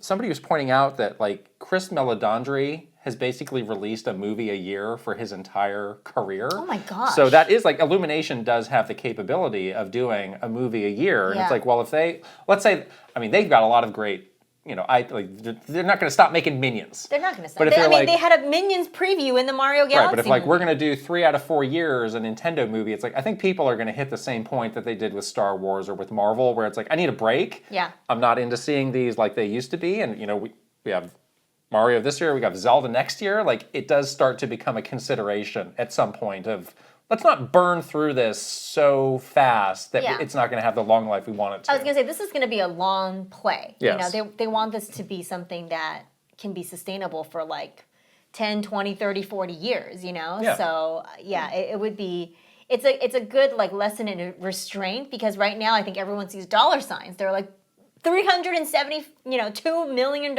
in 5 days? Yeah. We're making another $1 billion, number one movie in the world. Sounds good. But it's like you need to, exercise some restraint to have this be, every time you release a movie, it's a big deal and it makes $1 billion, Right. So interesting to see how they approach that. Let's get into the news, and it's more Mario Galaxy movie stuff. So I guess last week, around the time we were recording, there were a lot of interviews that were starting to come out from the premiere and all the other kind of press activity that they had been doing. And surprisingly, a lot of times it's just like fluff. It's like they're just re-saying things that we already knew. Like there was kind of the full backstory of the making of the movie that came out that we didn't hear before. Yeah. So we want to dig into some of these quotes and some of these topics because they're really interesting. So there is a chunk about like how the movie came to be Mario Galaxy themed, and that was originally, actually, we found out, an idea that came from Illumination first and not Nintendo. And there's a quote that we talked about in the spoiler cast that I think is really worth revisiting from Chris Melladandri. It goes, when we started talking about Galaxy as a possibility, immediately what I thought about was wanting to make a film that audiences would think, this is something I want to see in the cinema. And just like, I think this is like a push-pull that people in Hollywood are like feeling of like, movies maybe don't have the pull that they once did of bringing people in on a regular basis, so we need to make it as big of a spectacle as we can. Yeah, I mean, they've been dealing with this for so many years now with streaming services and things being available on streaming services of a similar quality to what movies used to be only available in theaters. People need more incentive. Right. That was kind of like an unintended consequence of all the streaming becoming so big of like of Disney Plus, of like, oh, we can give you a movie caliber Star Wars experience with The Mandalorian, and now they have a Mandalorian movie. It's like, I was just watching that on TV. What makes it different? And why do I need to pay, $20 I didn't have to see it in take time to go to a movie theater. I didn't have to pay this movie ticket. I didn't have to buy all this food that costs $1 million. Like, why can't I just do that? So this is interesting, the way that this has all cycled on itself. It is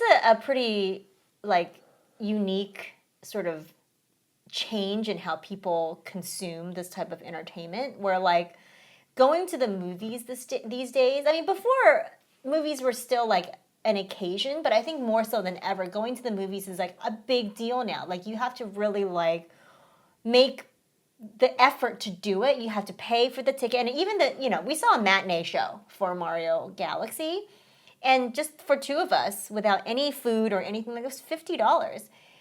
For a family of four to go see the movie, it's going to be like upwards of hundreds of dollars. You did buy a popcorn bucket. I bought a $50 popcorn bucket, so there you go. That's another. Basically, I spent $100. You doubled your cost to see the Mario Galaxy. Right, Imagine if you had two kids that each wanted a popcorn bucket. You're just looking at the price tag go up. So I can imagine the pressure that people making the movies are feeling about giving people that incentive to actually pay and make the investment to go there. And even off the first movie being as big as it was, even them feeling that kind of anxiety of we can't just do the same thing again. We have to pray that it works. We have to up the ante as big as we can. Here's what Mr. Miyamoto had to say. At the end of the first movie, we were kind of deciding what to do, but ultimately both Mario and Luigi ended up staying in the Mushroom Kingdom. So when the idea for Galaxy came about, I got to thinking that this gave us an opportunity to not just create a galaxy above Brooklyn, but a brand new galaxy that exists above the Mushroom Kingdom. And I felt that it had a lot more potential and a lot of appeal. Rewriting some stuff. I'm not sure exactly what that means. It's kind of gibberish. I'll be honest. Isn't a galaxy above all of us? It's the same galaxy, I think. What kind of galaxy is he talking about? I don't know. But again, this idea of just broadening the scope seemed to be... Make the universe feel big. Really like a priority for everybody involved. Yeah. Well, and I think they achieved that. Yeah. Yeah. We got also the full story of Star Fox being in this movie. So this was also a big idea from Illumination. And here's what Mr. Miyamoto had to say about that. When I got the proposal from Chris, and this was about including Star Fox, from Nintendo's perspective, we tend to avoid mixing IPs, except for the Pikmin cameo. With that said, though, as the creator of Star Fox and this movie taking place in space, I felt that I wanted to see that. I wanted to see what it would be like, but I also felt that there may be significant resistance internally about that idea. So after I got this proposal, I contacted the necessary parties involved and started my lobbying activity here at Nintendo. So he was campaigning for this. However, I was surprised to find that a lot of people saw a lot of potential with it and were really excited to see what would come of this. Interesting. Do you think people were too scared to say no to him? if he's like, hey, I want to do this, are you going to be the guy to say nah? That's not a good idea, Mr. That sucks, bro. That's a stupid idea, Mr. Miyamoto. I don't think you should do that at all. I would not say that. That would be so scary. Interesting how that works. I mean, I feel like if he was passionate about it, people were going to get on board, you know? Yeah, there's really only a few people who could probably talk super openly with him about it. Yeah. And Mr. Tezuka, is he one of the people on his, stomping list of people to go talk to? I don't know. Stomping? I don't know. Like a Goomba? Stomping turtles, like Chris Pratt. No, don't stomp Mr. Tezuka. I mean, he's on a stump campaign. On the stump. Not a stump. He's on the stump. What a weird phrase. Not stumping Koopas. No, what a weird phrase. So that was happening. And then interestingly, simultaneously, Chris Melladandri got phone calls from Glenn Powell saying hey, if this ever happens, I would like to be the voice of Fox. Yeah. And this is a quote from Chris Melladandri. When we were working on the first movie, we began to get phone calls from actors. They started communicating their enthusiasm. After the first movie was done, there were 2 phone calls that came from actors expressing incredible conviction and passion about being involved with Nintendo, and one of them was from Glenn Powell. He explained that we had to understand how deeply he loved the character of Fox McCloud. His dream was one day to be part of a Star Fox movie. I'm listening to this going, he has no idea that Miyamoto-san and I are talking about Star Fox being in this new movie. And Glenn is expressing this passion for this. Wow, how serendipitous that is, huh? Incredible. How serendipitous. Incredible. That is really... He was so good in the movie, He was too. great. Yeah. And the same so thing good. happened with Donald Glover, who basically asked to be Yoshi, and they were like, do you know he just says one line? He's like, yes, I want to do that. So He did that line perfectly every Great. time. Great. Was it just one time and they just doubled it? No. They made him there do were it. a lot of takes. And then they probably On made him do like Yoshi. little, like cute little noises. Yeah. There were all sorts of little purrs and sounds and Yoshi. all that stuff. Yes. Yoshi. Almost all of this came from this interview from Forbes. So I think Yeah. it's worth tracking down if you want to. Yes. There's a lot of There's stuff. a lot in there. Yeah. And it's really fascinating because they really didn't go into this sort of detail before. Yeah, they never even go into this kind of detail talking about games. No. So it's pretty amazing that they have all this backstory on the movie. Yeah. Okay, there was, again, somehow news on the Zelda movie too. So we now know who the composer for the Zelda movie is going to be. This was added to the movie's IMDb page, kind of in the background. The guy's name is John Paisano. He is a film and games composer. So he's actually got a long track record of working with the director Wes Ball. Yeah. So he did Kingdom of the Planet of the Apes, Maze Runner, and did you know that he had this canceled movie, The Mouse Guard? I did not know that. I don't know anything about I that. don't That know might be anything worth about that. looking up if you're curious of what a fantasy movie from Wes Ball could. Yeah, because it be could like. be similar to Zelda Fantasy, right? Yeah, We don't know.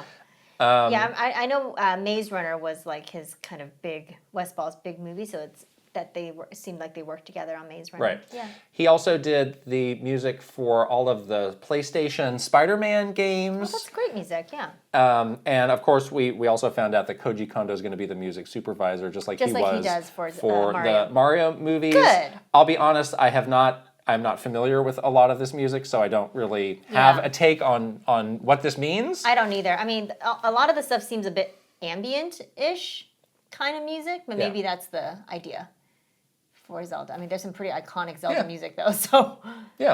Yeah, I'm sure he'll be translating that and then creating some original stuff too. But I mean, like that original kind of theme that they made for the Mario movies, I like that. Really, really good. Yeah. And I like that he has this like long-term collaboration with the director. I think That's good. That can only that be relationship is helpful. That can only be a good thing. Yes. There was also some information that got added about some of the stunt people that I'm not sure is worth us going into much detail. But if you want to There's stunts? check them out, yeah, it could be a stunt.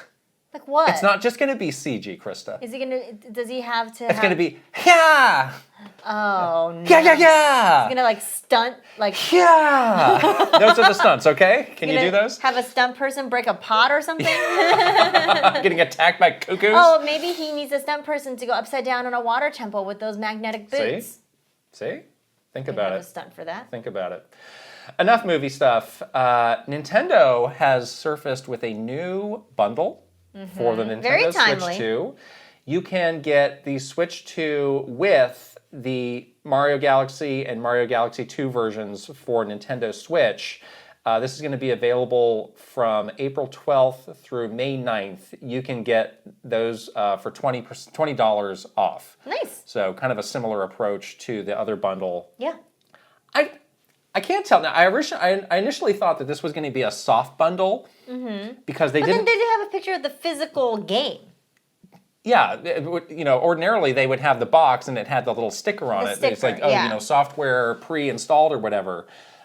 This is the official graphic that they have here. So it's like, are they going to hand you the game? Like, how does this work? Yeah, maybe they hand you the game too, if you wanted physical. So that implies that this is kind of a more like on the fly kind of bundle versus exactly. something like, we started printing these months ago. No, I mean the box. Well, why not? Did you not think, there's the movie, we should do something for that? Oh, good idea. On like Why on like not? March 31st. Why not? Somebody's like, oh shoot. We forgot about this. Oh wait, we have Mario Galaxy game. Oh yeah. And like why was this not available on April 1st? Or even before that. In celebration I mean, of the movie. I mean, Galaxy the movie. the game's been out for a long time, but Yeah. it just seems like this was maybe not as It's an afterthought. well planned as it could have been. Yeah, because I think a lot of people coming out of the movie are like, "Oh, I would love to play Galaxy again," you know, or for Those the games, first time. those games are near the top of the eShop. They've they blown shot back past up. Pacopia Yeah. ever since the movie. I'll admit, I did look at those because I didn't buy those when they first came out. I looked at those and I was reminded that those $70. I was like, I have it. If you want to borrow, I don't think so. I went back and played it Yeah. for a little bit. Yeah, It just doesn't feel right without a Wii remote. the motion. Yeah, I just don't really. I really miss that Wii remote with these games. Mm-hmm. That was a different experience, you know. Anyways. Yeah. Yeah. Wow, this is an end of an era. The gaming historian, who is one of our favorite YouTubers, Yes. he is hanging them up and calling it a career. So Yeah. he had announced A couple years. a little while ago yeah. that he was like kind of slowing down Right, and kind of right. changing his ordinarily schedule of releasing videos. Right. And he did say that he had one that was coming. But now he came out with a new video and was like, yeah, I just didn't really feel the same passion for it. And it just felt like this overwhelming burden, the prospect of starting Making a new this, video. yeah. So he's like, yeah, instead of like forcing it and doing something that I'm not passionate about, I'm just going to stop. Yeah, that's very admirable.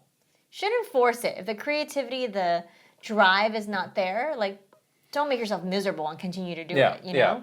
He did do something pretty remarkable, though. So he said that the video that he was working on was about the Nintendo and Universal lawsuit from 1984 around the use of Donkey Kong compared with King Kong. Yep. And he had done a ton of research with the National Archives, and he has made all of his research available through the Internet Archive and the Video Game History Foundation. Oh, that's wonderful. And he kind of was showing like flashes of it. It's like you got original Donkey Kong like concept art, and I'm sure there's a lot of stuff that is not as exciting, like Court legal documents. Court documents. Yeah. But it's like, wow, that's like kind of an amazing thing. We should get that and we should go through that because I'll bet there's some really cool stuff there. That's amazing. Yeah. Yeah. I mean, that's I cannot stress like how good his videos were, and like he was really like we were not making the same kind of videos as him, but like he really is an inspiration to a lot of people, and that is like one of my big kind of working at Nintendo what ifs, where when we started our department and it was like, all right, now you guys can make original content. That was one of my original ideas was let's have him. The gaming historian, an official Nintendo documentary, and we will give him access to things, and he will produce it, and it will be an official Nintendo video. Yeah. But he's going to be the guy putting it together. Right. And that got a big thumbs down. And you do wonder at that point, were they thinking about a museum? Were they thinking about kind of this bigger play of utilizing their history? At that time, that was like 2018, 19. Yeah. Like nobody at our level heard about any of that stuff. So it's like, hey, why don't we do something with our history? Yeah. And it was a bummer at the time. Now I kind of understand it a little bit more, but I still think that would have been some phenomenal content stuff. Yeah. He did say that he is going to keep the YouTube channel live. All that stuff is still there. And all that stuff will be there and available. So if you've never watched one of Norman's videos, definitely go and check out the channel because those are amazingly produced. Really, his Tetris video is probably the best. Simply incredible. Yeah, and there are so many like that at that level. Exactly. So this really kind of hit me of oh man. Yeah, wow. Yeah, he's stopping, huh? This is a loss. This is truly a loss, but we wish him well of doing other things and finding new passions. Exactly. Yes. Yeah. We got some questions from our Patreon community. Let's take one from Ross. I have a big question regarding pricing. How do you think Nintendo will approach pricing of DLC for Mario Kart World? I've had a lot of friends and seen a lot of people say that any DLC should be free for this game since the initial price for the game was so steep. Even those who purchased the bundle seem to feel this way. I feel like Mario Kart World is a perfectly fine game, which does have its flaws, but the one stigma around this game is its absurd pricing. The game will inevitably get DLC, but I feel this is a tricky road to walk for Nintendo, even if DLC turns out to be super big. More discourse around pricing for this game is exactly what this game needs, right? Yeah, that's the danger, is that everyone has such a extreme reaction to the initial discourse around pricing for Mario Kart World, and that was one part due to the ridiculous price, but also one part due to the way Nintendo communicated that price. So it was sort of a two-parter of like whiplash from people on the price. But I do not think that they are going to do any free DLC. I think that they're going to be doing all paid DLC for this, and it's not going to be cheap. I think it's going to be like the same thing as those booster packs. How much were those? $12? They weren't $10. No. Which is the price hike from $70 to $80 for this game. It's like, I do think this is going to be pretty large scale DLC. It probably will be, but it's not free. So I don't think you should assume that that $10 is getting me all of this stuff that DLC. they're going to do. Exactly. Yeah. Exactly. And it has been it's not even been a year yet, but you would kind of like them to maybe be a bit more active with this game. I know they've been updating this game and kind of addressing smaller things along the way. Well, they did one major update. I haven't really heard of anything after that. So which one are you talking about? that big patch where they redid like sort of the courses. Yeah. Yeah.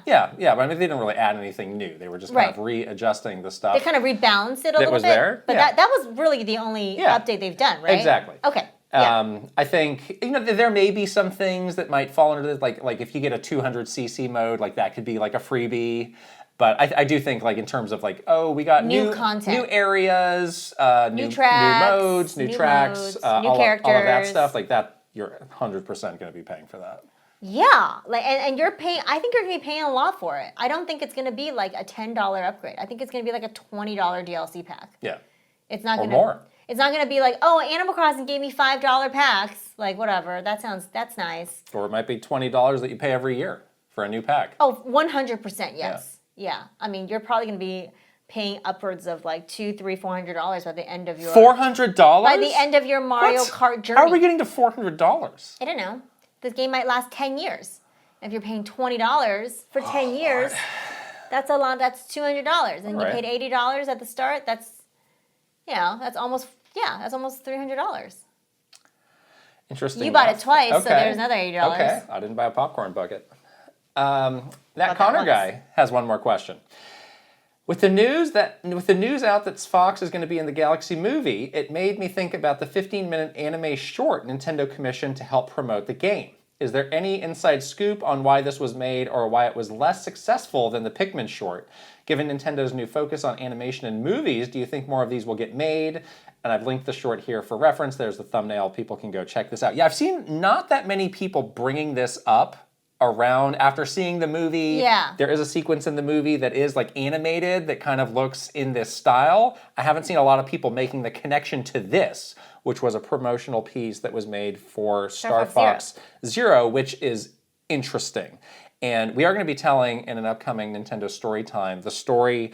I was involved in this and had a cool kind of behind-the-scenes look at it with Mr. Miyamoto. Mm-hmm. We're going to be talking about that coming up soon, but it's curious to me how this kind of vanished from the consciousness. Yeah, that definitely didn't have the same like hit ratio as the Pikmin shorts somehow. Like those are some of the, we talked about this before, those Pikmin shorts are some of the most like highly viewed videos on Nintendo's channels for some reason. Like there's still people watching those. Got a benefit of the YouTube algorithm picking them up and also being fed into the YouTube kids feed. Which it didn't do that for this. Which obviously did not happen for this, no. Yeah, exactly. So it was interesting how this one just didn't seem to have that like breakout quality. And this is something that I think Star Fox games and characters struggle with to begin with. Like this, it just doesn't have that like breakout nature yet. Even though Mr. Miyamoto has tried many times to make it a breakout hit, it just hasn't done it. So yeah, I want to hear that story about you and Mr. Miyamoto working on these shorts because I don't think I remember the details of that. Because you weren't there. I wasn't there, so I want to know. I would say, like, if you just watched the movie and you wanted to see more Fox and kind of like a more like modern entertainment-y depiction of Fox, watch this. There's multiple, aren't there? Watch this. Is there more than one? I can't remember. I need to go back. Yeah, I think there's more than one of these. Do a bit of a take on There's it. like a little series of these, which is really interesting that no one ever talks about it. And again, like, he was very directly involved with this in the same way he was involved in the Pikmin short movies. In a way, like, this was him kind of working his way up to a movie. Exactly. This was like the first time where I think he caught the bug almost of like, wait, I love doing this. This is really interesting. Like, I want this to be sort of the next thing that I do. You know, we could see the movement away from games when he started working on these shorts and working on the Pikmin stuff. Yeah. So everybody go watch this. Yes. Let's talk about some games we're playing, which is not a super long list this week, honestly. I did go back to the NSO available Star Fox games, just because I was like, I want to get a little refresher on this. And I've played Star Fox for a long time. I remember the first Star Fox game, I think that was a game that I got for an Easter. Oh, interesting. And again, I've told you this before. Like, my parents were really into Easter for some reason. Yeah.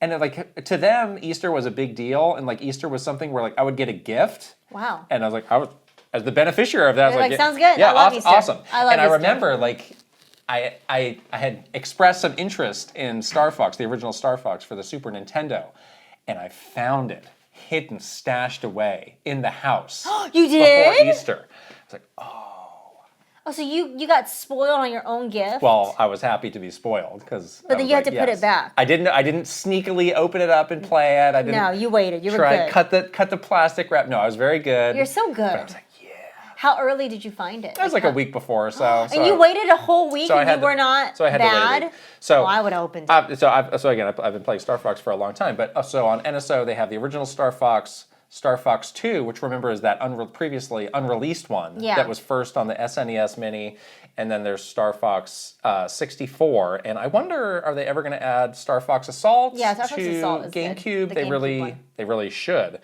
because that game is very cool and very unique. Yeah. So I just kind of did like a quick little play of all three. And I think for people who are maybe new to Star Fox and kind of wondering like where they should start, like I said, just go straight to 64. I think it's the most playable of all of those games.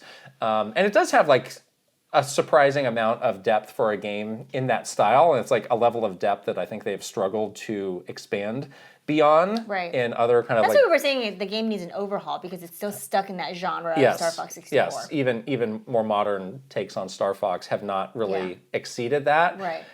And then there's also like that detail of like on NSO, the Nintendo 64 games like do look sharper. They look a lot nicer. Yeah. So it's like, wow, this is like a really great presentation of this really cool game. So I came away, I was like, yeah, this one is still a banger. So that's great. The first two, the two SNES ones, the first one, like, it's cool to see where it all began and where some of the ideas came from and the charm and personality. It's kind of a tough play these days because the frame rate is so like chugging like that along. FX chip was just like doing the best it could couldn't do any better. to make these polygons. So it's like, yeah, I get why, and I did not remember that at all in the moment of playing this game. I was like, oh my gosh, this is awesome. Yeah, wow, of course not. This is in 3D. Mom, come look. Oh my gosh. And Star Fox 2 is a really interesting game that has some really cool ideas of kind of managing this bigger galaxy-wide battle where there's like elements of like choosing the stages that you're going to go fight, but then you're also like receiving like on the world map, like you're receiving missiles from the enemy and you kind of need to manage all of that and like, oh no, my planet's taking damage. But it has a lot of the same issues of the first game of just being a little technically rough around the edges. Yeah. So I would say go ambitious straight. for its time, but probably. Yeah. Like if that had come out, in the 90s in the moment, I'd been like, oh my god, this game's incredible. But now it's just like a little hard for me to come around on all of its charms and all of its depth. Like I really appreciate that they've added more depth to it. So. Yeah, it's great that 64 is there and available, and hopefully they add Assault. And there's a lot of other Star Fox games, like there was the DS one, Star Fox Command. Did you ever play that? I did. I like that one. You like that one? I like that one. I bought that one and I didn't really love it. I like that one. That one's fun. I didn't really like controlling the plane with the stylus. I like that a lot. Really? So I was bad at controlling the plane otherwise. Because you can't handle an inverted control. Well, yeah. That's Like terrible. a real pilot. That's terrible. You know what it's like on an airplane? We're going down. We're going up. No, that's weird. This is why you're not a pilot and why you're a podcaster. I don't like You're it. a mere podcaster. Not a pilot. Not I a could be a pilot. pilot podcaster. Podcast while Pilot flying a plane podcaster. non-inverted. That plane's gonna crash. That's not going to go well. That plane's gonna I crash. think that's not going to go well. Yeah.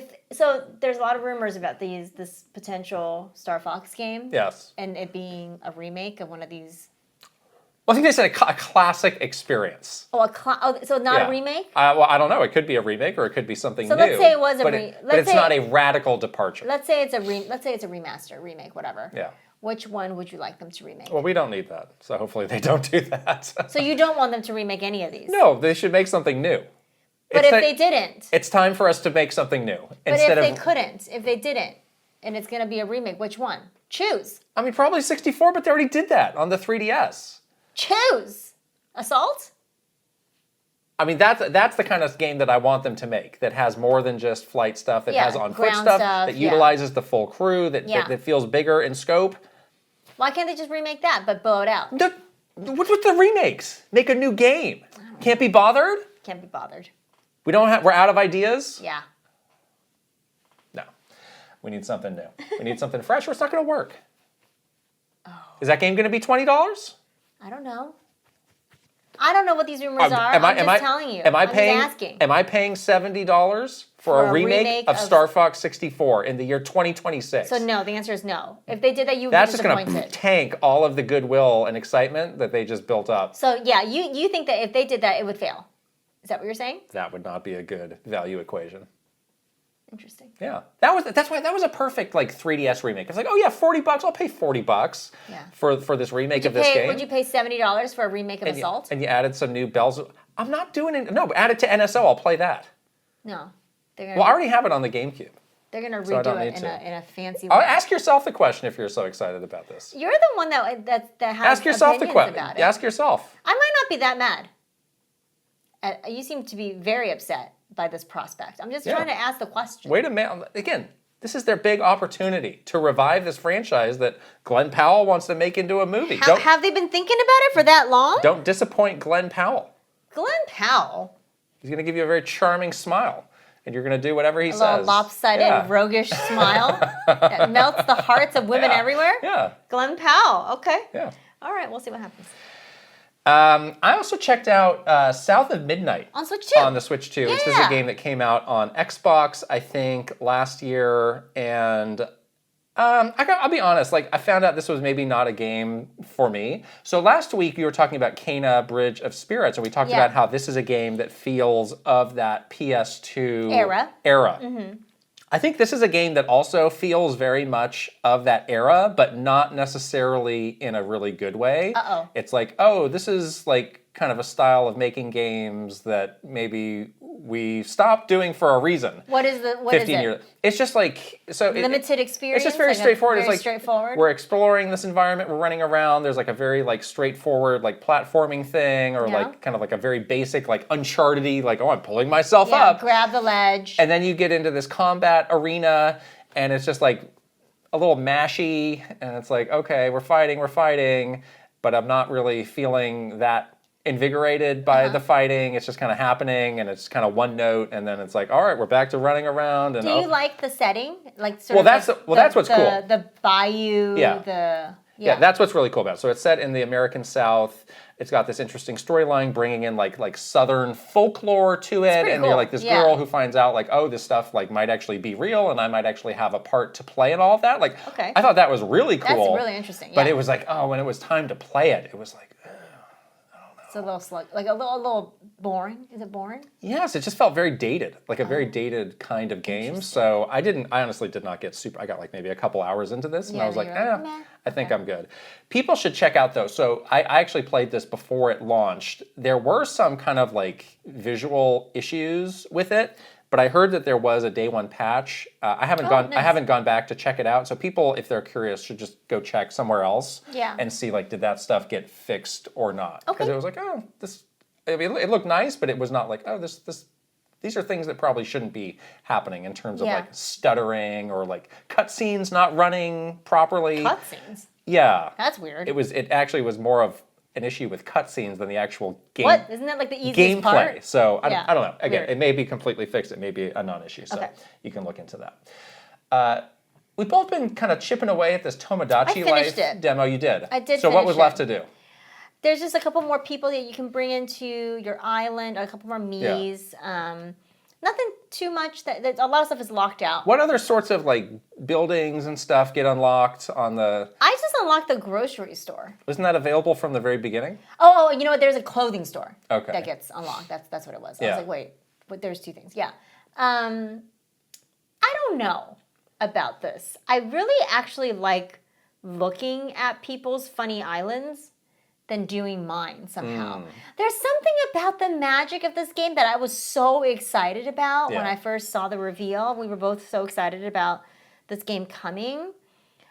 But I don't know if the magic is captured in the same way of when we played it on a 3DS. I don't know. Do you feel the same way or no?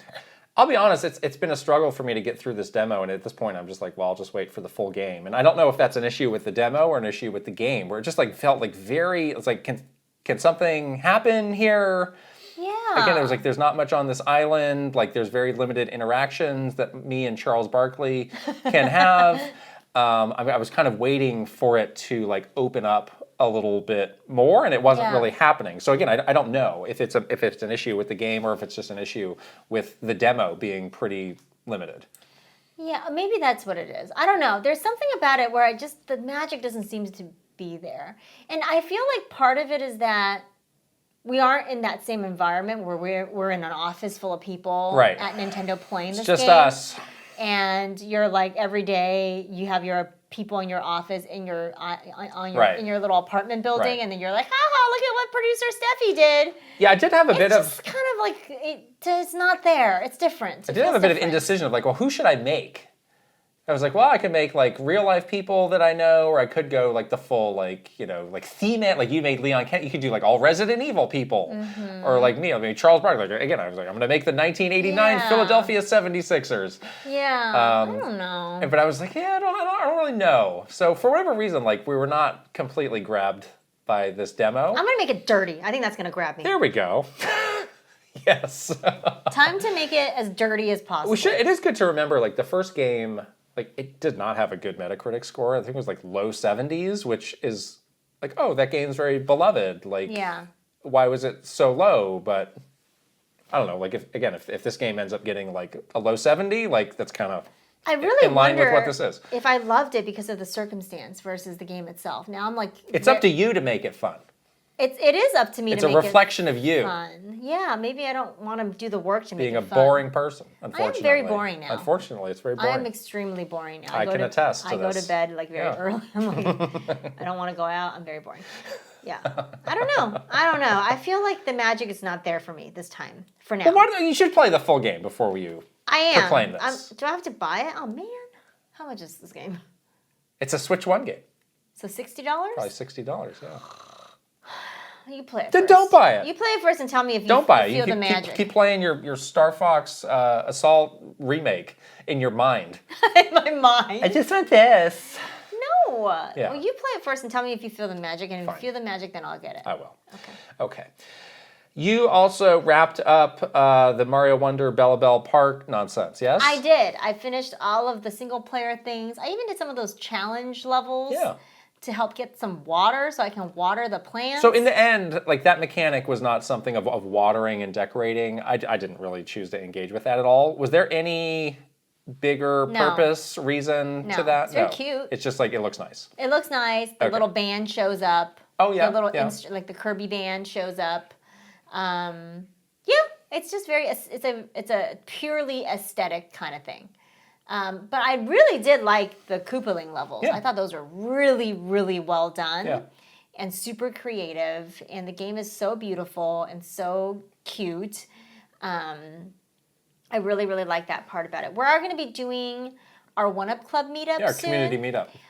which is coming up, I think at the end of the week. And we're excited because I can finally try out this online multiplayer, which I was a little bit confused by how it's not just like open online multiplayer. It's like you have to have private rooms, you have to have friends join you online to play. So we're gonna try it out now and during that community meetup, and hopefully that will give us a better sense of what that is. Yes. Yeah. That's right. Yeah. Awesome. Well, remember, check us out at patreon.com/Kit and Krysta. Get that Mario Galaxy movie spoiler cast. Get that juicy behind-the-scenes story. Star Fox, me hanging out in Mr. Miyamoto's private meeting room. Oh, my gosh. What were you doing in there? We were doing business. Secrets. Conducting business in a shadowy, dark room. Oh. Oh, my. Follow the money.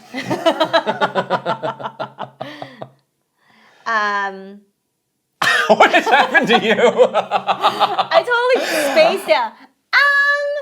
We're on the socials. You're zoned out. We're on Twitter, Instagram, TikTok, Facebook, YouTube, Blue Sky, and Threads. I was imagining. What happened? I was imagining you and Mr. Miyamoto in a shadowy office, and I got like a little nervous. I was getting like sweaty. Like, ooh, this is like the new Tamagotchi Island. Yes, it was me, him, and a Star Fox puppet. Wow. Oh no.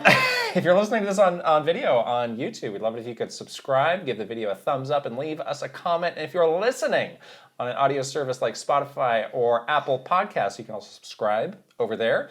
Give the podcast a 5-star rating and leave a written review if you please. Yes, please do. All right, let's shout out some wonderful Patreon community members, starting with Final Boss, Aaron Hash. We have Fox and Fox. We got Fox. Look at that. We did that on purpose. Yeah, yes. Fox Friends. Yes. Aaron Hash has been enjoying his multiple viewings of the Mario Galaxy movie as well, so that's been fun. Thumbs up from Aaron Hash. Yes, thumbs up. Superstars, Mara Mayhem, Eigenverse, Mike Chin, Ray Etchke, VGM Life, Link the Hero of Whims, Angela Bycroft, Thomas O'Rourke, Kyle LaBeouf, Andrew Uhas, Chili, Chris Shuri, Master Discord, Travis Torline, Echo Adair, MSM Poke Gamer, Art Burns, Get 10K, Adrian, Nathan Clover, The Shark Among Men, Rain Tech, Kiss My Flapjack, Paul Gale Network, Cameron, Frederick Ulf Conradson, and Katsuli Nerdy. And here come the One Up Club, Aaron Burgundy, Adcool 2000, Age 1000, Ein Evelyn, Ali Alejandro, Ali McLovin, Alejandro Orisco Borrego, Andy Robinson, Angel Aid, Angie Jojo, Anthony Kager, Aristu, Art64, Astro Dev, Asurax, Awesome 46, Bino, Barnstorm, Bates, Berserker, Big and Gamer with a Y, Blake Mitchell, Bob Cleffin, Boost Toast, Brad SF56, Brandon Cooper, Brandon Kavalpol, Brovek Novak, Keshu, Cedric Benson, Chadir, Chelly Squirrel, Kai X, Crispy Saurus, Christopher Lay, Chunky Congo, Colleen Finnegan, Cosmic Titan 718, Captain Alice, Sea Roper 17, Cynical Squid, Daffers, Dag DeLeo, Dally Dinkum, Dane, Dachshund, Davey Smalls, David Kalpakis, Delving with Dilford, Dennis M2, Debbie P, Dinkum and Poppycom, Doghead, Doinko, Dre, Dr. Saturn, Dubs 496, Dude Dad Life, Eccentric Tony, Elite Peach, Esparts 50, You and Granny Boy, Furbound, Fernie and Jess Forever, Fox Deploy, Funky Fresh, Gabriel Velez, Gamer Likes Anime, Gamer Nerd 78, Garth the Wolf, Gartooth, Jeremy, Gianni, Guilty Phoenix 42, Hannah is funky, Hey Jose, Ira Bell, Iris Marin, It's Anthony time, It's Your Boy J-Hove, Ivan Cito, Jay Rando, Jab Dawes, Jahari Garcia, Jake the Snake 22X, Jameson Eisenberg, James, James Pritchard, J Bar, Jerry 92602, Jim Wakelin, Joe Encarnacion, Jonathan Rowe, John Conboy, Jordan Hemmerly, Joris, Joseph Gunter, Josh, Joshua Clements, Gigi Fruit, Jess Camtro, Justin Lemminger, J Wolf, Kaylin, Kat, Katie Estep, Kawa 2796, Kind PVL, Kevin Delane, Kay Hooper, Kilo Kibo, Cow Jordan, Kyle Gamer Barry Rookie, Kyle 325, Kyle Kretzer, Larry Fitzpatrick, Lazy Cat for Coffee, Leah Rao, Linko, oh no, Lex, Linko, Litton, Luna B, Lynn, Macho Potato, Mac the Cat, Mad Dog 5981, Magnificent EZG plus Kelly Marie, Mario Man 392, Marky Man 64, Mary Cohen Colson, Mateus, Maverick Nate, Megan, May plus Leon, Michael Mazer, Michael O'Hara, Michael Wan, Mikey Macaroni, Mr. Ryan 07, Motomania, Mr. Antipon, Mr. Beans and Dip, Mr. Bendu 101, Mr. Underscore, My Tran, Nasir, Naifi, Nigbia Reeves, Nimbendo 64, Ninja 11, Ninja Black Belt, One of a Kind, Omega Index Card, Pangy, Paper Boat, Patrice Millette, Peach Booty, Prime Factor, Prince Charmless, PS Switch, Punky, Quintet, Rob M, Rob O, Rob Y, Robbie DLC, Romsky 113, Rocks, RT64, Ryan Hayes Music, Ryan Haas, Ryanetta. Sage Gamer. Salkin20XX. Scott Seward. Sebastiano Garase. Sega. Sharif Jackson. Shinryu. Shiny Elizabeth. Slowbro. Shump. Schnozzle. Spacey Poo. Spider Girl. Spicy Munchkin. Star Fox Melancholy. Stuart Radley. Swanbow. Pseudo Priest. Super Nerdy Human. Sreetak. Tales of Link. Talica. Tamer Rhymes with Hammer. Tandem. K120 and 64. Teal Fox 64. The Hyrule Hero. The Cakers. The Quiet One. Thomas Alvarez. Tickle Me Dinkum. Tim WC. Token 777. Tor Cheeks. Totally Joe Ed. The Cakers. Huh? No. Trajowie. No. Tomorrow is yours. Trajowie.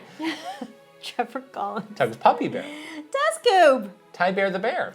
Tyler Geis. Victor MK. Vitch Victor. Finny O Games. Viridian. Virtual Bot. Voice for Radio. Waffles. Water Blue BH. WG Grizzy. Wicked Davy. William George. Yanni. YJ Choi. Zachary S. Zelgaroth. Zapatty. And Zero Link. Wow. So that you get to do.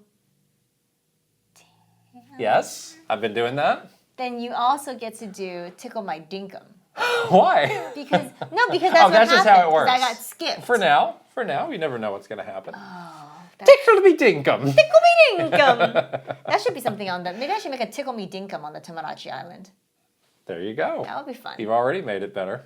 It's already more fun. It's already more fun. Yes. All right. Wow. What an episode. Hope you enjoyed it. And we'll see you guys later. Bye-bye. Bye.